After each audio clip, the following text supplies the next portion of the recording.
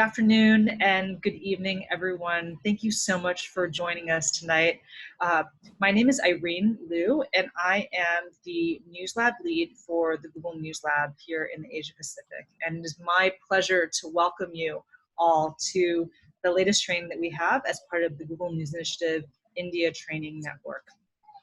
I just want to make sure, can everyone see my slides here? And I just wanted to preface, I know that this is an extraordinary time for all of us, with lockdowns and having to stay isolated in place and also still do our jobs and while taking care of our family members and loved ones. So just wanted to thank you all for taking the time to come here. It's not easy to carve time out for yourself. And so I'm really hoping that today's session on mental well-being will be useful for you and also to your colleagues. And we have an amazing lineup of speakers today. So I'm really excited to kick us off. I'm sure many of you are familiar, and I've met actually a number of you. So it's really good to see you, at least online, and hopefully we'll have a chance to meet in person, either if not later this year, perhaps next year. But again, my name is Irene Liu, and I'm the News Lab lead for the Asia Pacific region at Google. And it has been my great honor to have been able to work with all of you to support the Google News Initiative India Training Network. As many of you know, and for those of you who are not familiar with the training network, this is an initiative that we started in 2018, really focused on how to bring the journalism community together in India to fight misinformation in all the many wonderful languages and within the diversity of the geographies of India. And so we have 241 trainers who all can train in a total of 10 languages all around the country. And since 2018, we've trained over, I believe, 17,000 journalists. That number is growing every day, so I could actually be wrong, and I'm sure Syed will correct me. But this has been an initiative that we have been really, really so proud of. It's one of the, quite frankly, one of the best projects that I've ever had the opportunity to work on in my career, and to work with all of you on this. We've done trainings all over the world, and really, Google has done trainings all over the world, but the training network has actually reached almost every single state in India. And so we're really proud of the work that all of you have done and really happy to continue to support you, despite the challenges that we all face now with COVID-19 in terms of just, as I mentioned, our lives, as well as trying to find ways to train each other and support each other virtually when we actually can't meet in person. Nothing beats being able to actually connect face-to-face and in real life, but so long as we are apart, let's keep building this community together.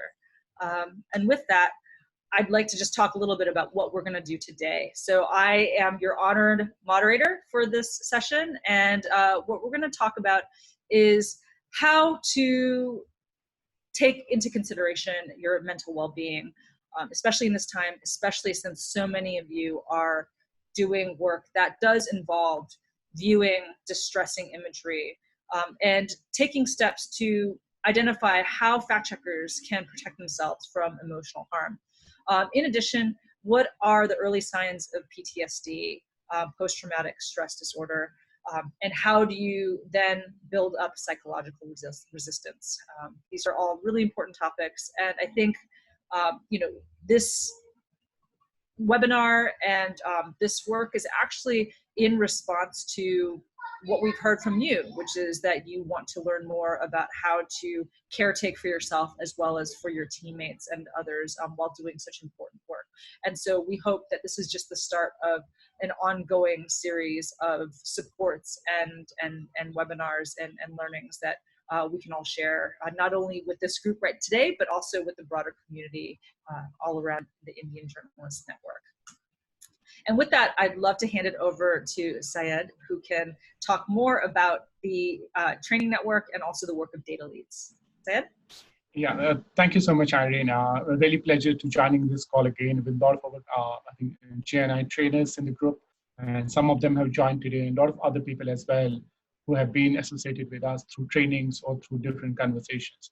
I think as Irene rightly mentioned, this network has really blossomed in a way that it has really created a moment of fact-checking. A lot of lessons for, I think, for everyone who has been part of it, that sometimes when it looks like things, you can't change things, but then when people come together, I think everything is possible.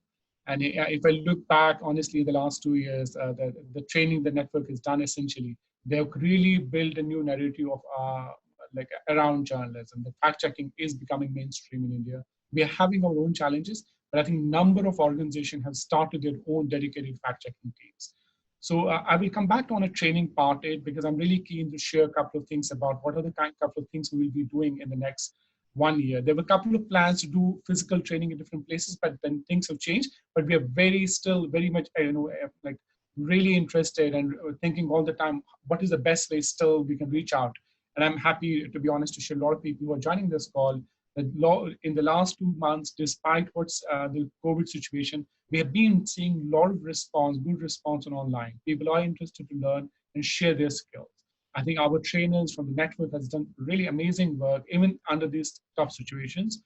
So moving forward this year, we will be going more deeper into the T2 and T3 states across the country. We have done a lot of training in the last 2 years, mostly in big cities and some towns and all. But our aim this year, by the end of this year and early year, is to move towards more 2 and 2, 3 states. So if you live in those states, please get in touch with us. I will share the link after this one.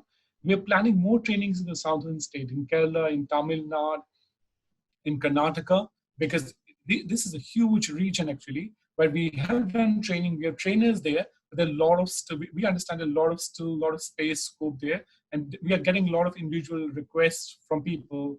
Are you doing training in southern part of the country? And of course, we are doing a number of them in local languages, in Tamil, in Malayalam, in Kannada. So we will be having more focus in the southern region moving forward this year.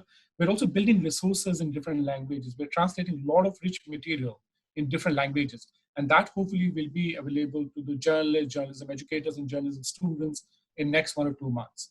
And that's also a lot of, a lot of strong tools, a lot of new things, a lot of new conversation. And that will be available in a local language. And then we're going to do more online classes, more workshops. We already have done data verifications workshops. We are planning more sessions on medical misinformation because the challenge the COVID has posed to us. We're also thinking of doing something about deepfakes, though we're still safe from that situation in India, but still having a better understanding globally how that works. So essentially the thing is, moving forward this year, we will be putting a lot of focus on virtual reading, virtual understanding, virtual communication. And if we have a slide, next slide, we can see the link where you can approach us. You just need to sign. You can take a picture of this sign up, and you can send us a request that if you are a newsroom or a press club or a journalism college, all you need to do is to fill up this form. Tell us what is the training you want. Do you want a verification, photo verification, video verification, or a mental health class like this one, which we are organizing today, or data verification? We will come back to you soon, and then we will discuss what is the best way possible, how we can offer you online training. So you are at your place, your students or your journalists are at their own offices or homes. We can offer training, and this is completely free of cost, and it will be in local language. And you can also join us on social media because we really want to have a communication about it. And you can join us on GNI India 2020. Even today's session, you can, if you want to write about it, you can hashtag us, and we'll be really happy to engage you on social media platforms as well. So I don't want to take too much time here because our focus is completely on mental health, and we're really hosting this session because we know a lot of journalists are going out, taking pictures, doing stories, going through a lot of content, fact checking it, and in this process, they're consuming a lot of like information which is harmful for their emotional well-being. So over to you, Ari, and then I will join at the end again. Great, thank you so much, Syed. So we have 2 speakers for tonight, and the first one is Dr. Cait McMahon, who is the founding managing director of the DART Center Asia Pacific. And she's based in Melbourne, but the DART Center Asia Pacific serves and has done projects for years all around the region. Dr. McMahon is a psychologist, and I apologize, I'm going to pull up the bio to make sure that I don't need to be fact checked later on. She's a psychologist, and she's been working with the DART Center and as the founding managing director since 2003. But she's been working on the nexus of journalism and trauma since she worked at the Age newspaper in Melbourne in the mid-1980s and 90s. In addition to that, Cait has received the Medal of the Order of Australia, one of Australia's highest civil accolades for her work with journalists and trauma. So with that, I'd love to hand it over to you, Cait, to take us through your presentation. Thank you very much. So now I share mine. Thank you very much, Irene. And here we go. I think that's okay. Is that? Look, firstly, I want to thank Google News Initiative and Irene and Sayed for the opportunity to be here with you folks. For me, it's tonight. I'm sitting here looking out in the dark, and also hearing about my bio makes me realise how old I am. So how long I've been working with journalists, but it really is a privilege to be with you here, and I know my accent can be a little bit difficult for some people to understand, so I'll try and speak slowly so that people can get what I'm saying. But please, if you don't get what I'm saying, put your hand up or send something into the chat so it can be repeated. But I work for the DART Centre for Journalism and Trauma, and we're a project of Columbia University Graduate School of Journalism in New York. And we're the only organisation in the world that brings together journalists and other media professionals and health professionals and researchers to look at the relationship between trauma and news gathering and the science of the impact on the media professional, but also on the subjects, the people that you're reporting on and the communities that you're reporting on. And I've been working across the region for a long time, as Irene said. You don't need to know any more about that. I just want to preface the conversation tonight by saying, look, this is not therapy. Dr. Debanjan and myself are not here to talk about, to do therapy. But even in talking about the topic of trauma, it can sometimes trigger thoughts and memories of things that you have experienced or things that you have reported on. So it is not unusual that even in talking about this as a topic, as a didactic topic, that you can get a little bit sort of disturbed, so or a little bit stirred up. So just to say that it's important that if that happens during this hour session, then it's just get up and get a glass of water, take a stretch, look after yourself, as we will be encouraging you to do as you report on this topic. And this can also happen in professional life, in working as a journalist when you're out reporting, and maybe you're interviewing someone and it might trigger something in yourself that they remind you of something that's happened in your own life. So it's not unusual for it to happen out in the field, but also even when we're just talking about it. Also, as the DART Centre, we're great believers in that this is learning about trauma is one about self-care, but it is also what we call trauma literacy. That if you can understand the impacts of trauma on yourself, it will help you understand more deeply what's going on for the communities that you're reporting on and for the individuals that you might be interviewing. So it can actually deepen your craft as well. So yes, it's about yourself and it's about self-care, but it's also about deepening your knowledge base for journalism and what you're reporting on. I want to set the scene, and yes, I live in a place where kangaroos do bound along on the beach, so it is a pretty beautiful place to be in setting the scene. I just wanted to share that because I like doing those sorts of slides. Before we talk about trauma and journalism, and Dr. Debanjan will talk more about the PTSD side, I want to preface that even though we're talking about this as a topic, that the majority of human beings, and indeed the majority of journalists and reporters and fact checkers, are resilient. that the majority of people come back to their equilibrium. And I have a photo there of our friend from the Philippines, from Rappler, Maria Ressa. So I really want to frame it in the fact that I don't want to pathologise what people are doing and what people are experiencing. But however, even though we are resilient, sometimes if you cover trauma for too long, or you, as it says here, if you gaze into the abyss, the abyss can gaze back to you, that there can be impacts.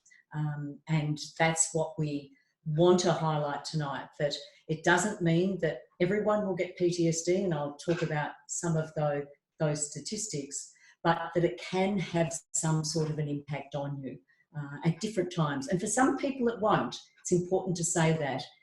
Sometimes when I'm talking to journalists and doing this sort of a presentation, a journalist will come up to me afterwards and say, but look, I'm fine. I've never actually experienced any negative impacts. Does that mean I'm not sane, or there's something wrong with me? But no, that's actually not the fact. That there are some people that will just go through and report on these sorts of things, graphic imagery and whatever, and be quite fine. But sometimes it can catch us unawares too, and certainly the accumulation can build up for us. Just to give you very brief statistics on media professionals generally, just to point out that whilst the PTSD, or the post-traumatic stress disorder rate, is high there, that rate there of 59% is actually for journalists that are living and working in Mexico and high conflict and high threat situations. The majority of journalists don't have high rates of PTSD. However, there are higher rates of anxiety and depression. And for people that cover user-generated content, there are high rates. There's only been one study on that by Anthony Feinstein, but has been recorded a high rate of alcohol or substance abuse there. So there are, just trying to highlight that there can be some serious consequences to doing this sort of work. I've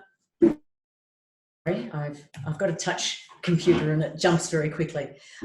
This is just a little bit of the one study that has focused on user-generated content by Feinstein, and there was a little bit more work done by Sam Dudley there. That what we have learnt there, that it is not that it's the frequency of exposure that is the impact, that it's not the duration of the exposure. So so again, that hooks into the accumulation, that more frequent exposure can be corrosive to your mental health and your mental well-being, okay?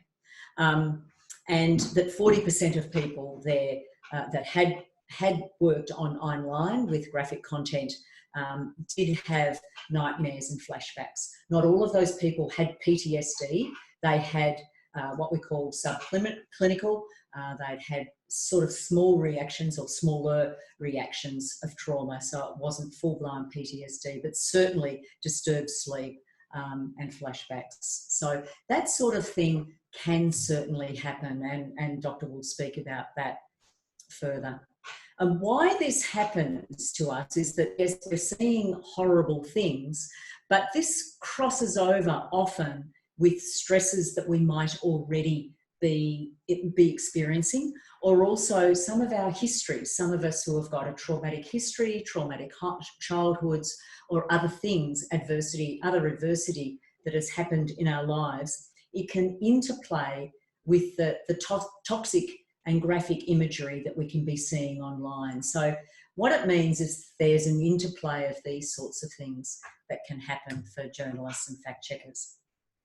I do want to highlight that just because often it doesn't get highlighted in these, that female journalists, and this is about harassment, but that female journalists and female fact checkers can actually be somewhat more vulnerable, certainly in terms of the attacks that they have and the harassment. They experience more harassment.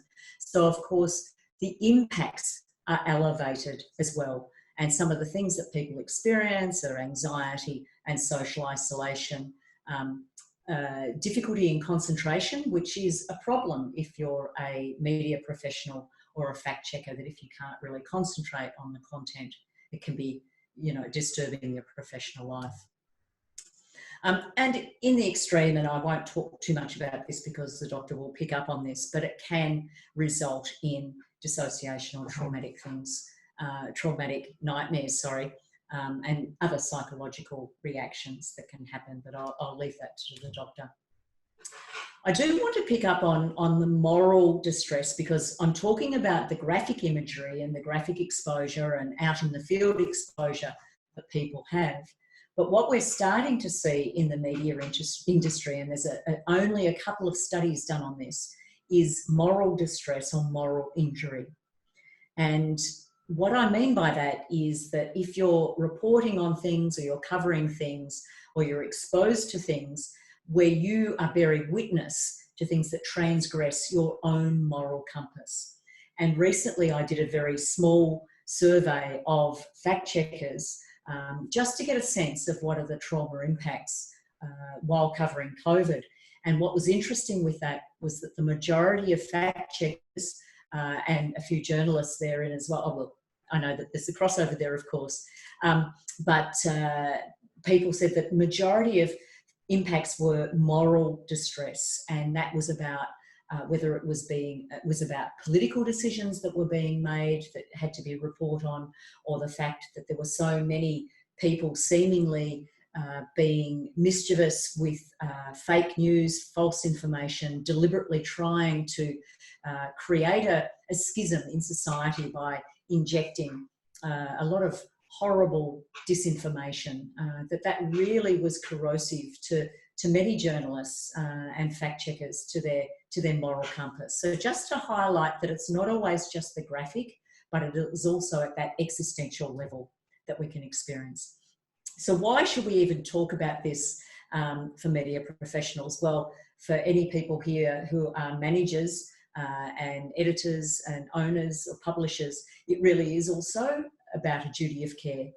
But it's also about good business, that if you are looking after your people, not just physically when they're going out in the field, but also mentally, people will feel much more committed to you if they feel they're being cared for by the business, by the managers. They will work harder for you. It's just a fact of life. And then I've got healthy reporters equals healthy journalism. And that gets back to when I talk about trauma literacy for media professionals, that if you can understand the impacts of trauma, then you will have a greater depth that you can inform your reporting. Also, as I said, there's organisational factors. What we have found that there's some research showing, some research that was done that looked at journalists who were reporting on traumatic stories and that felt they were supported by their organisation, and journalists that had covered the similar sort of stories and felt unsupported. And what the research showed, that it wasn't actually the trauma exposure that exacerbated their traumatic symptoms or reactions, but it was the fact that they hadn't been supported. So those in the very supportive organisation exposed to horrible stuff fared okay, but those that were in the unsupported organisation didn't fare so well. And we know this research is also replicated for military and first responders as well. So just for those leaders there, this is just a very brief slide, that it's very important as a manager, as a publisher, to become trauma informed, become trauma aware, be proactive in terms of looking after your staff, and create foundations, processes and policies around, you know, that we shouldn't just focus on self-care. It's not just the responsibility of the individual journalist, fact checker, to look after themselves, but it is the responsibility of the organisation to encourage peer support and to create processes where people can have breaks and talk about these sorts of things. So let's very quickly, I'm running a bit behind, so I'm sorry about that. So for yourself, in terms of self-care, when you are exposed to graphic content, it's really important to regard it as like passive smoking or radiation. Whilst you have a job to do at looking at and listening to and covering graphic content, it's important to check in with yourself. Am I okay to do this today? A daily check-in, Self-care check-in. Am I feeling unwell?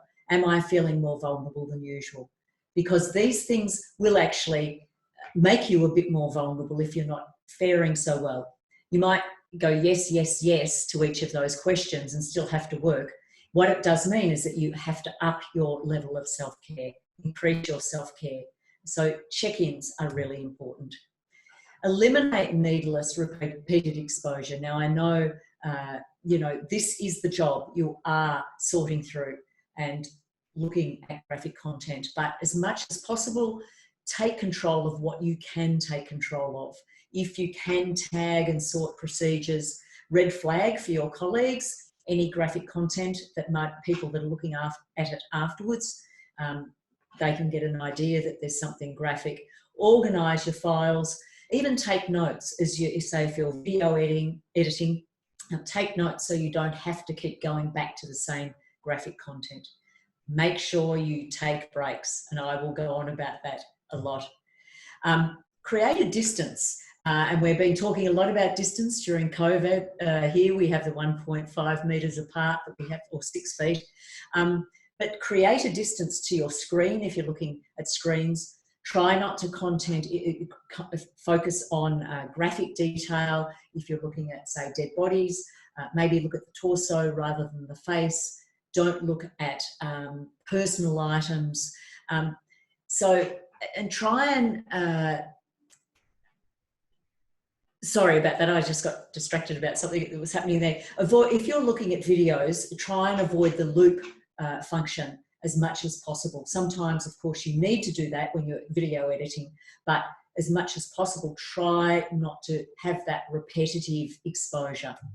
And if you can adjust your viewing environment, and I know this is best case scenario, but even bringing down the size of the screen is a good trick. This is, video editors have told me that this is something they do. Turn off the sound if you are able to. So maybe watching the video through once completely and turning down the sound at different times, lowering the brightness, very practical tips that I've learned from video editors. Also, put things that are nice at the side of your screen so you can take what I call nano breaks, where the brain can have a moment where you're looking at flowers or a family photo or something nice, where you can just move your gaze away. Really important.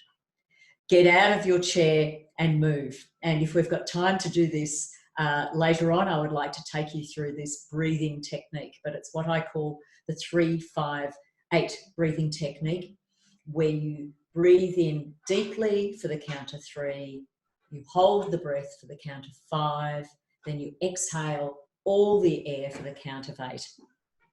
So we'll do that very briefly just now because Cait has asked me to do that. So if we can now breathe in deeply down to the belly, because not to the chest, but breathing into the belly for the count of 3. So breathing in deeply, 1, 2, 3, holding the breath for the count of 5, 2, 3, 4, 5, and exhale for the count of 8, expelling all the air, 2, 3, 4, 5, 6, 7, 8.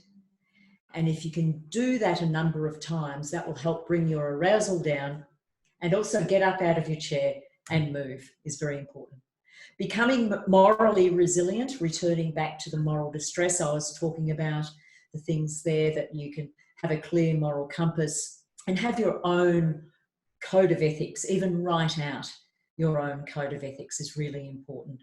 Focusing on gratitude and goodness is very, very important for us, especially during COVID and all the things that are, there's a great anxiety around the world at the moment. And if we can focus on goodness and gratitude and the things that are happening out there, and what are the things that you can do for yourself and for other people that are good. I've been hearing about the kindness pandemic, and I think that's really important to perpetuate that. And coming up finally, preparing a plan for yourself and actually doing it. It's no use coming along to one of these webinars and hearing from myself and the good doctor and other people and saying that's all well and good and then not doing anything. So I would challenge you to please think of taking away at least one thing that you will do from this webinar that will be different, that will be introduced into your own self-care plan. And finally, if you want to pick up on some other tips there's the Dart Centre website. That information there is free to be taken, so please pick up with those tips that are there at the Dart Centre website. So thank you very much. Thanks so much, Cait. Really appreciate it. Next up, I'd like to invite Dr. Debanjan Banerjee, who is a psychiatrist at India's National Institute of Mental Health and Neurosciences in Bengaluru. He's also a Life Fellow at the World Association of Mental Health, and like Cait, he's a fact checker with Health Analytics Asia. And he just got off shift, so when we were in rehearsal, he was in his full PPE gear. But Dr. Debanjan, would you like to start sharing your screen?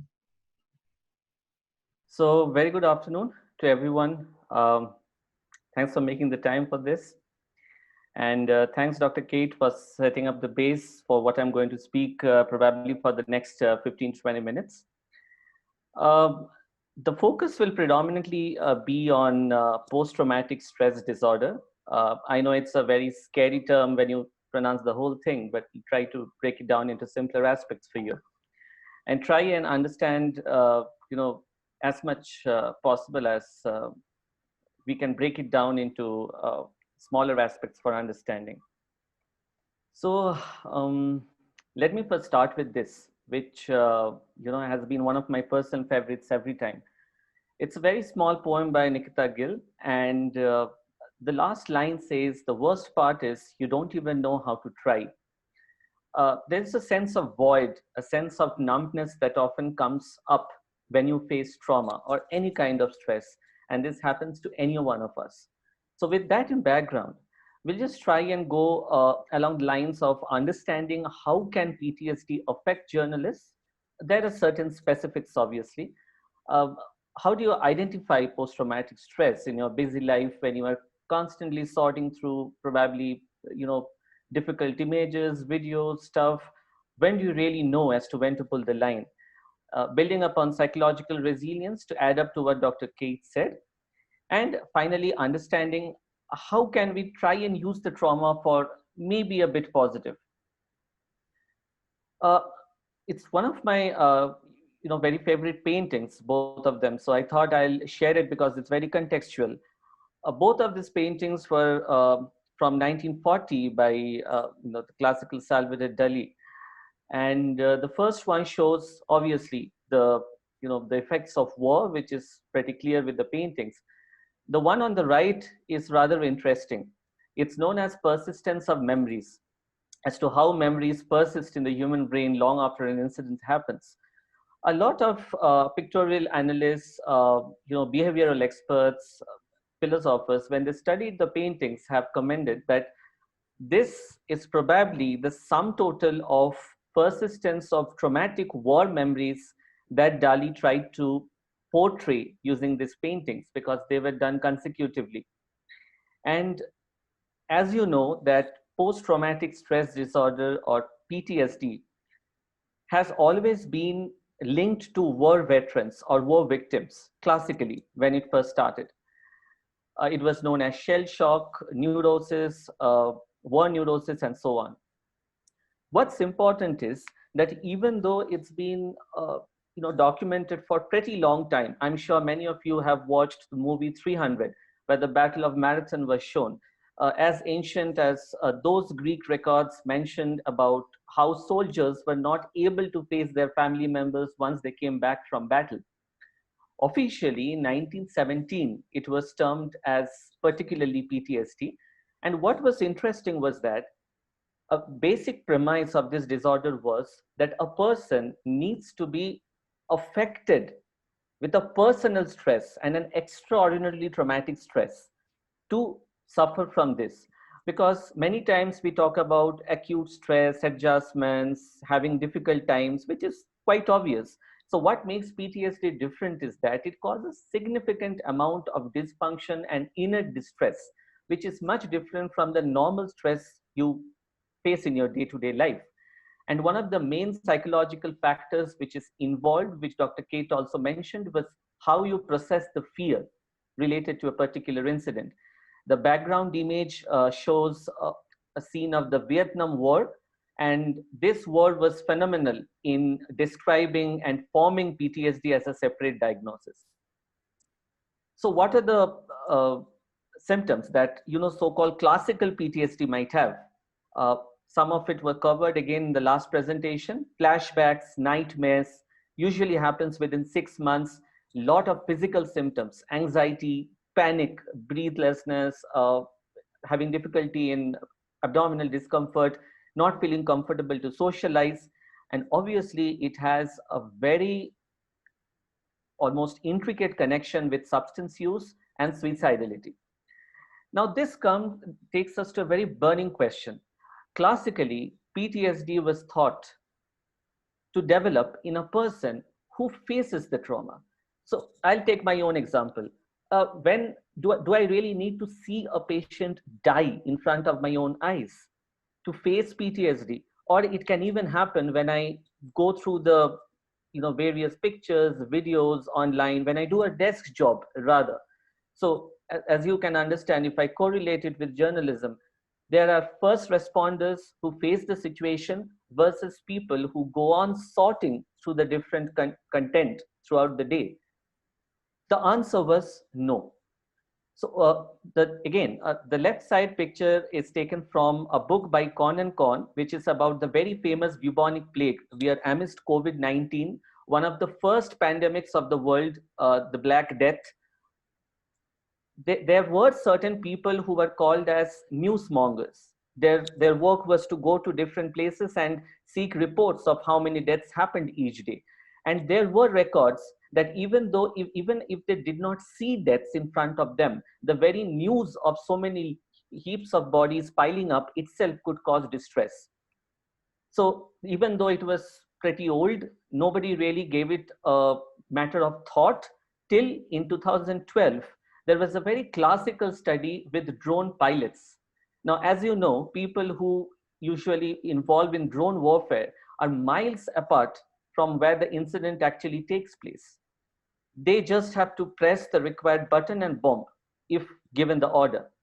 It was found that even though they have absolutely no idea who was on the ground, how many people died, what buildings got demolished, the very fact of going through this state of witnessing bombing, even if it is digitally, caused significant PTSD symptoms among them. And then science thought of remodeling the classical PTSD into something which is called CPTSD or complex PTSD.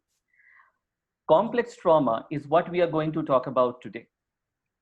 All of us here might not face something acute, but specifically it's been documented in healthcare workers, executioners, people who work in animal meat industry, journalists, and many times what's important is the past trauma tends to have an effect, or your past experiences tend to have an effect on what you are facing now. And there is a lot of triggering of traumatic or abusive memories. Now, trauma always need not be experienced at the personal level, which is very important. There was a classic article that came up in Lancet some years back in which it was mentioned that does a journalist at desk have trauma? And the argument was yes, considering that a personal face-to-face interaction with a stressful incident is not always necessary in this digital world.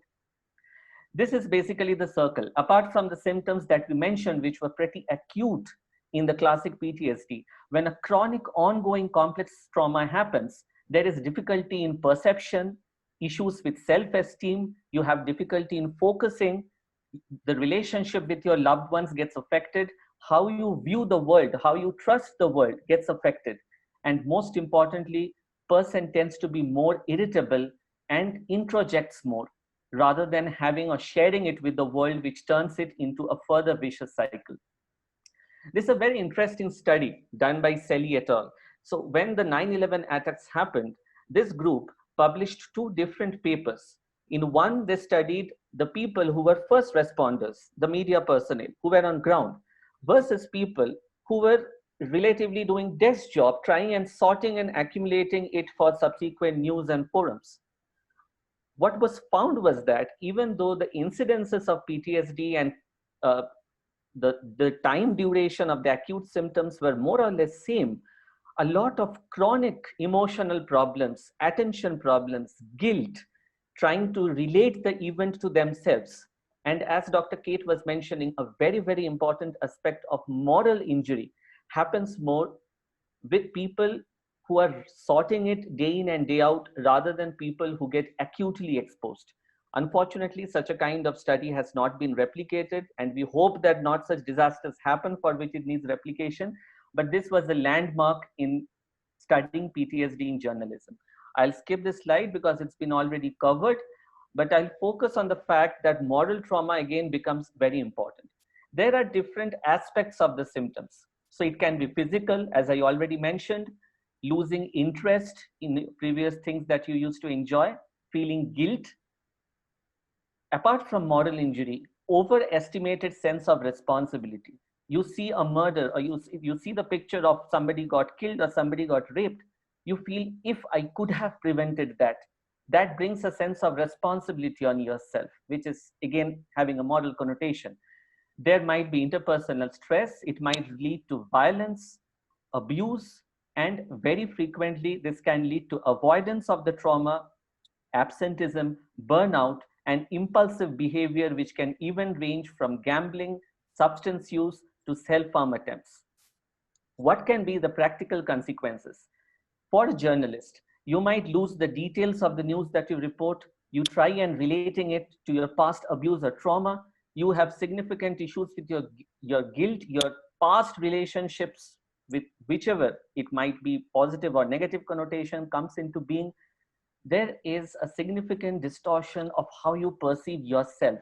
I have got clients who have literally come and told me that I can't stand in front of the mirror, I can't stand my face. I feel that I have done something wrong by not undoing what I did. There will be difficulties with relationships, a constant sense of paranoia or mistrust might develop. And finally, a lot is expressed through body, which can be confused to be other medical illness. These are the questions which we need to ask ourselves. I know this slide is a bit busy. If necessary, I can share this slide later. This is a combination of different clinical connotations from the present state interview that we follow in psychiatry. But this helps us understand if we are really facing it.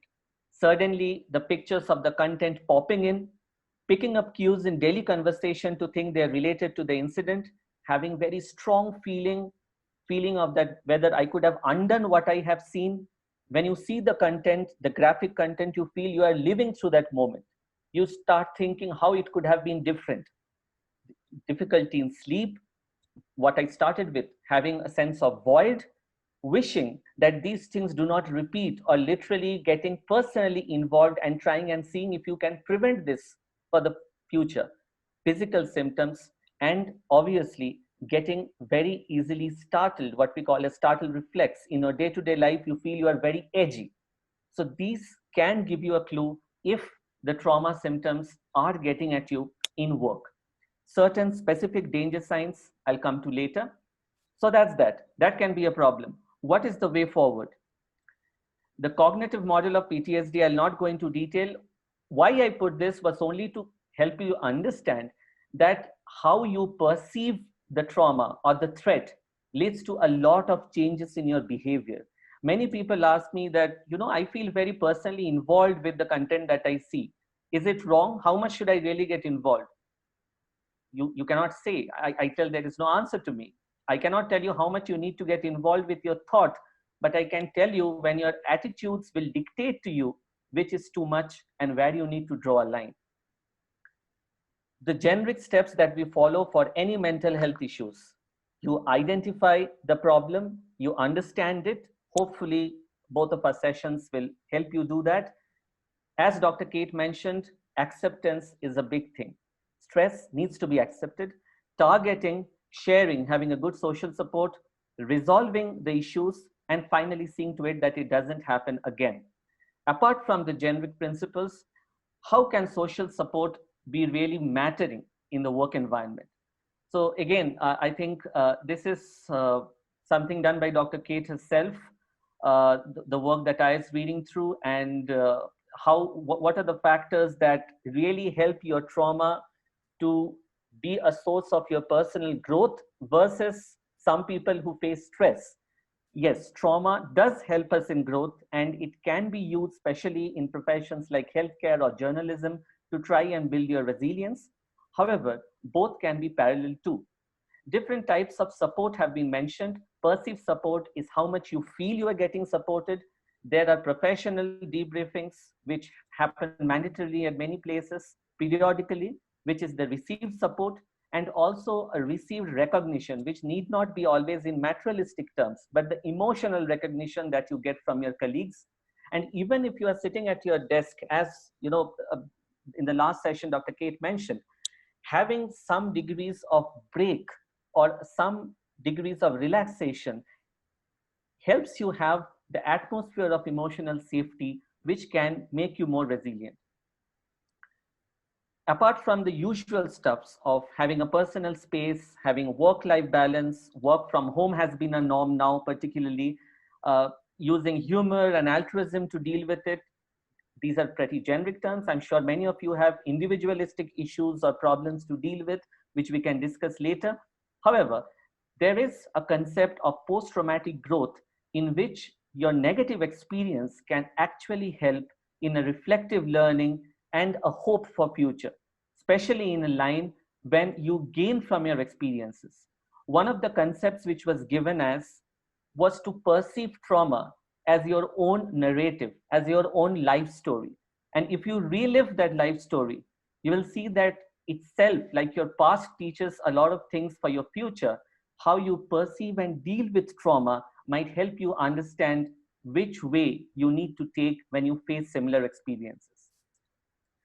The factors which have been shown to help growth are definitely personal strength, spirituality for some, if you believe or if you follow it, appreciation of life, relating to new possibilities, versus unhealthy coping strategies like totally disconnecting and staying with yourself, avoiding the trauma, using any form of addiction as coping can be counterproductive. What can the administrative level people do to ensure workplace measures? Because when a person at any level of hierarchy, a collective responsibility is very important to deal with trauma at an individual level, at a corrective level. Lot of stigma is related to work in this field, which needs to be, it's also a self-stigma. Many people I've seen here do not seek help telling that, okay, I'm facing this trauma symptoms. I'm a journalist, I'm a doctor. How can I tell? I mean, it doesn't relate well to my emotional strength. All of us need help. You never know when you really need. So if you understand, please go ahead and take it. There is no hesitance. Interpersonal regulation, sharing the traumatic experiences, which we call as peer support, periodic sensitization sessions, which is very common and popular in journalism. They actually act like vaccines. Having certain events which have a positive enhancement, kind of deep breathing exercises, as Dr. Cait mentioned, and also need to identify the risk, which people are at an enhanced risk rather than others, which brings us to the next slide. Yes, it is okay to be stressed, to be traumatic, but when do you really need more professional help? These are the red flags which at every level we need to be aware of. If you are having chronic sleeplessness, if you have a pre-existing cardiac conditions, excessive anxiety and feeling over the edge, excessive guilt which is preventing you from working, frequent absenteeism. An employee can be identified that somebody who has marked change in behavior, doesn't attend office gatherings, have stopped coming for work, delusional thoughts, when you develop firm belief that there is something which is definitely going to go wrong, weight loss, when the biological functions get affected, and yes, when you feel doing self-harm. If you feel it yourself, or if you know anybody else is feeling, it is the time to seek urgent professional help. I'd like to end with this quote from one of my colleague, friend, journalists who had written this during the Delhi violence, and I felt it's very, very relevant to today. If you give me a minute, I'll read it out. The effort was relentless. I must go through this every day and analyze. I did not realize when the deaths turned into data when sharing turned into reporting, and when liability turned into responsibility. At this point, it feels I have lived many lives, and in each of them, I have met one of the fates that I go through every day.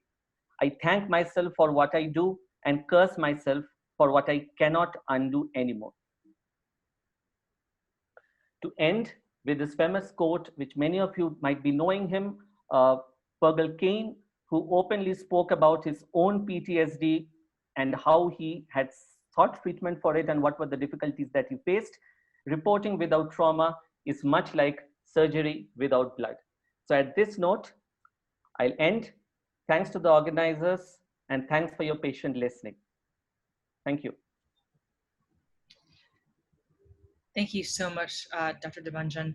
At this point, I'd love to take any questions that all the participants may have. Obviously, this is quite a challenging subject, and maybe we all need to take a moment to process. But please do ask your questions, type them into the group chat, and feel free to ask a specific question to one of our presenters or to a general question. Again, please note that this is not therapy. So, let's keep it to, broader topics as opposed to individual circumstances, but please do ask questions if anyone has. While we're waiting for people to ask questions, I actually wanted to ask both Dr. Cait and Dr. Debanjan, do you know, are there any particular resources that are available for managers or people who manage others in terms of just how to build plans and to support a journalist at this time? Whether it's specifically for fact checkers who are dealing with traumatic imagery, or just, the situation that we're in where people are at home, they're trying to balance family and work and also deal with a very stressful moment in world history. That was a very long question, but would love to hear if you have any suggestions on where our participants can go if they want to learn more. We have, if I may, on the Dart Centre website, again, there's a lot of information freely available. If you put into the website there, managers and duty of care, there's a whole lot of tip sheets very easily to access, tip sheets for managers, whether in newsrooms or overseeing freelancers. We're just also creating some resources for the ACOS Alliance, for freelancers, so for managers that are overseeing freelancers, but there's a number of resources there on the Dart Centre website you can access. Great, thank you. And I think there was a little bit of an audio issue, so just to please go to the Dart Centre website because there are many different tip sheets that are available and other things. We actually do have a question in here. One question from Dr. Manisha Aurora Pandit is, my question is not related to journalists, but in general to digital exposure. I'm interested in knowing if regular exposure to violence in online games also causes mental trauma in teens and changes their behavior patterns. Yeah, I think it's a very, very pertinent question because there have been increasing number of studies which look at the content of the video games, how they have changed. Now things are much more lively, interactive, especially with games like forums like PUBG. And the unhealthy use of technology also. So there have been studies which have seen that certain degree of exposure to graphic violent games, especially in certain games when you can, there will be a lot of visible bloodshed. You can extort money. It's more of a real life scenario. You can play multiplayer games, talk violent. It has quite much impact on children, especially in the age group of 7 to 12. And more so if they already have certain traits like impulsivity, attention deficits, because people with these kind of traits do tend to go to this gaming forums much more. And the effect on the mental trauma and mental stress is quite high. In fact, the Indian Psychiatric Society is currently doing a multi-site survey in India, especially in the children and adolescents, to find out the effect of this enhanced lockdown and increased use of gaming. And hopefully we'll get the results soon. Thank you so much. We actually have another question. It's for Dr. Debanjan. Could you talk a little bit more about psychological resilience? And actually, I think, Dr. Cait too, if you also have, feedback, but please, Dr. Debanjan. This is a question from Simon. Yeah, so thanks for the question. I think I didn't go too much detail into it because of the lack of time. See, we can actually talk, there can be a separate whole session on psychological resilience altogether, because it itself there are a lot of facets to it. But just three main things, if I might say. One is acceptance and understanding of what form of stress you are going through, and that includes monitoring yourself for the symptoms that I did mention. Second, coping with anxiety using a two-pronged approach. One is relaxing your body, trying and meditating, changing your settings, as Dr. Cait was mentioning, trying and having some me time, etc., which are again pretty much generic measures.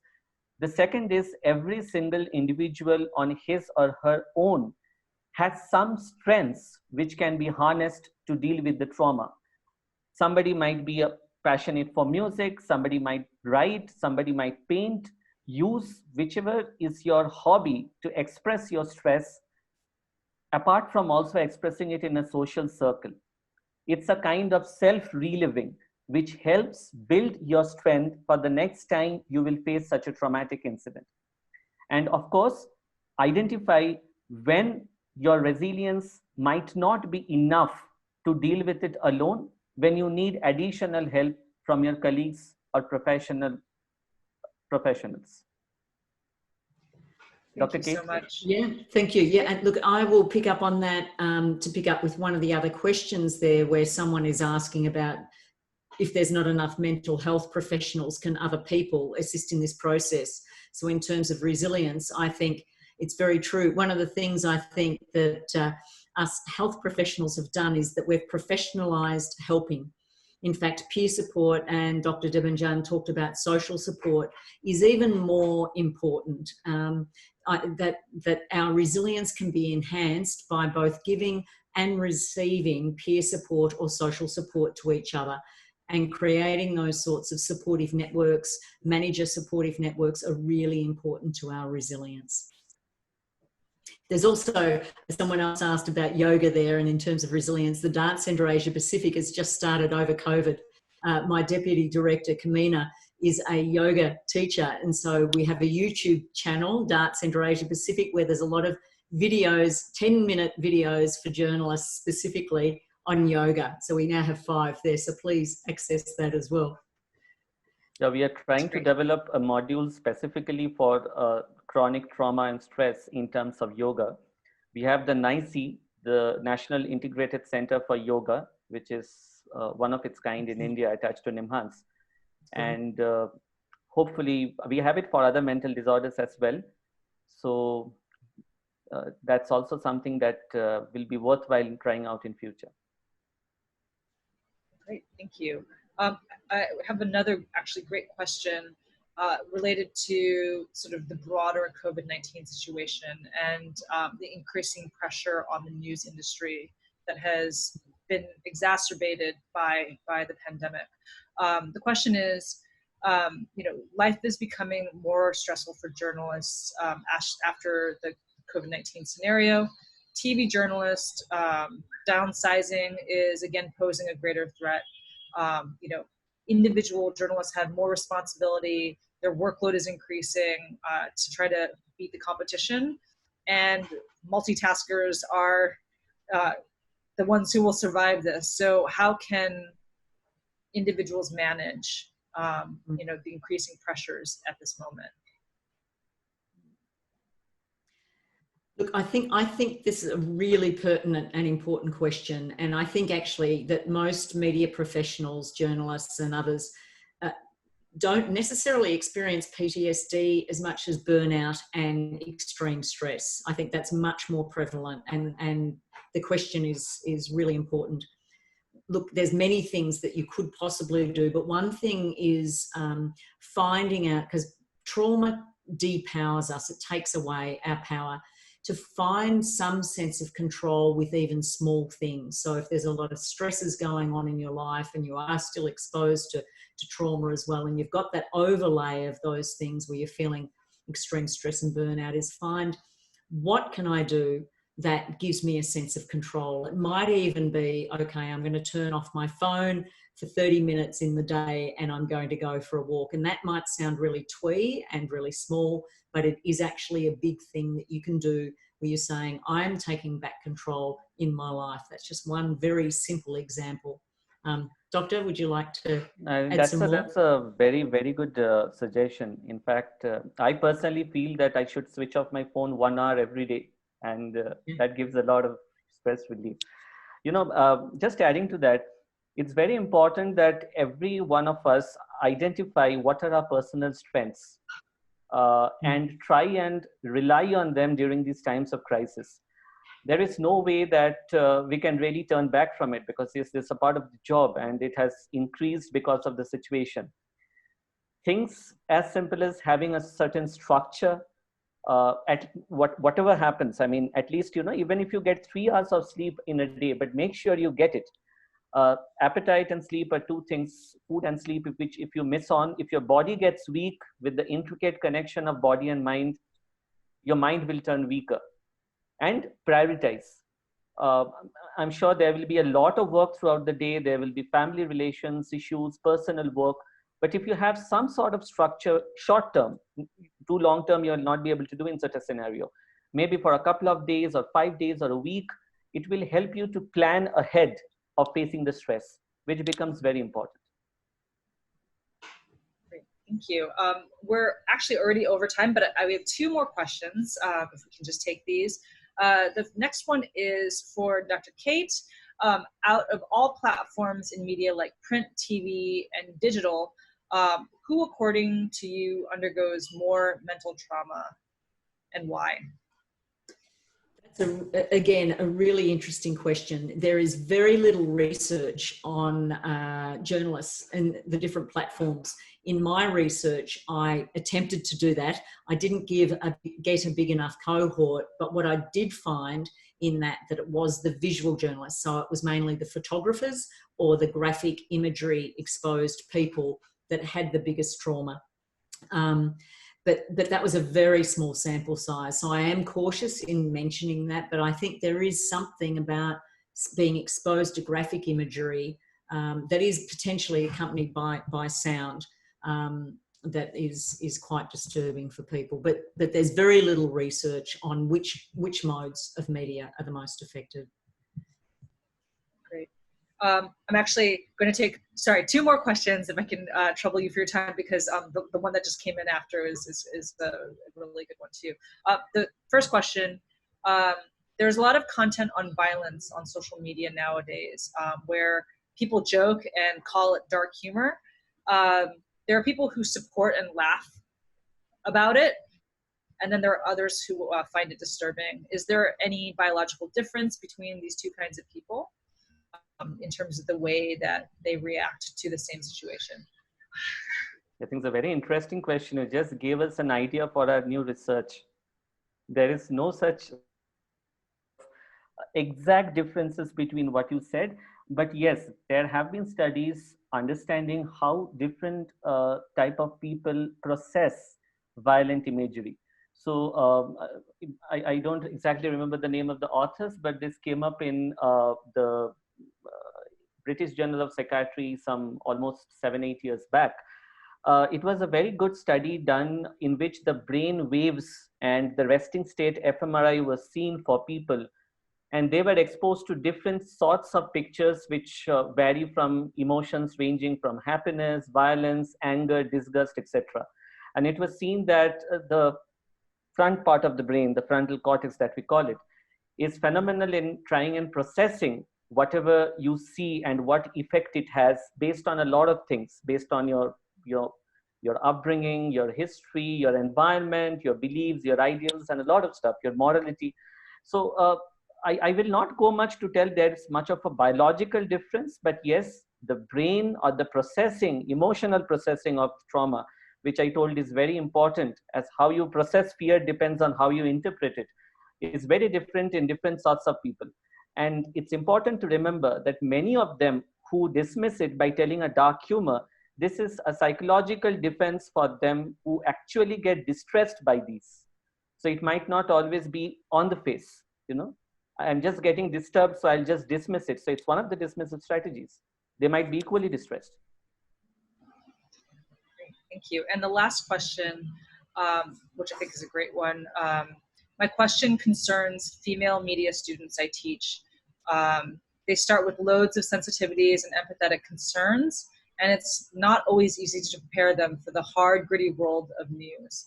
Please give some tips on how to channel their enthusiasm and emotions to handle the real world situations that these students are about to face. Again, another great question. And when I'm teaching on trauma to journalism schools, I talk to educators about the importance of letting students go out and experience little bits of trauma, but then being able to come back to a safe place at the university and to be able to talk about it. We don't build our resilience by cotton wooling. So if we're talking about children don't learn resilience by being cotton wooled and held on and no, you can't go to the playground and fall off the climbing gym. We let them burn their fingers a little bit and then come back and be soothed and comforted and learn that they can look after themselves and self-soothe and have that. That's how we build resilience. So I think it's the same with students to let them go out and be exposed to bits of trauma and build up that trauma, but to be able to come back to the university or to the teacher to talk about that. What can they do better? What did they learn? To review it and reflect. So it's about going out a bit, coming back in, going out. That's how we build our resilience. And it's the same for journalism students, I think. I remember one of my colleagues telling that simulated situation experiments or discussing simulated situations of trauma actually help. And that's one of the ways they themselves learn and get sensitized to it. An early sensitization in student life is very important as to how you deal with trauma when you're professionals. Yeah. Great. With that, thank you both so much for your time and for all this wisdom. And I really hope that this is helpful for all of you out there, and that we have opportunities to continue to share and learn from both of you. So thank you so much. With this, I'm actually going to hand it back to Syed. I just want to say thank you so much, Dr. Debanjan and Dr. Cait. This was really, really insightful. And I think that given the situation we are currently in, the journalists are out there reporting, writing, taking photos and pictures. So they need to be mentally strong to withstand the stories they're listening. So I just want to thank you so much for sparing your time and joining us for today. And I also want to thank our participants, and we have our Jana trainers as well. They're joining us as well, because it gives us a sense that there's a lot of interest, the way we look at the questions. And also our promise is that we will certainly keep focus on mental health related issues in the next couple of months. We may organize one more session hopefully soon. And if there's any particular thing you want us to focus on, because we see we have a diverse audience, we have some students also joining in, some media professors as well. So if you have any particular thing you feel like we need to cover more, we'll be very glad to add that in the next session. We have also feedback form, because this gives us also a sense how we can improve our training, how we can improve our communication with you and conversation with you. So I will request all of you, please take 2 or 3 minutes to give us your feedback. And then let's stay in touch. Most of you have the Shivali's email. She's the person in charge for all the communication. And stay in touch. If there's anything we can help anywhere in terms of training, we are available to conduct training. We have trainers. They're all sparing time. They're all keen to do more trainings online, for newsrooms, for press clubs, for independent journalists as well.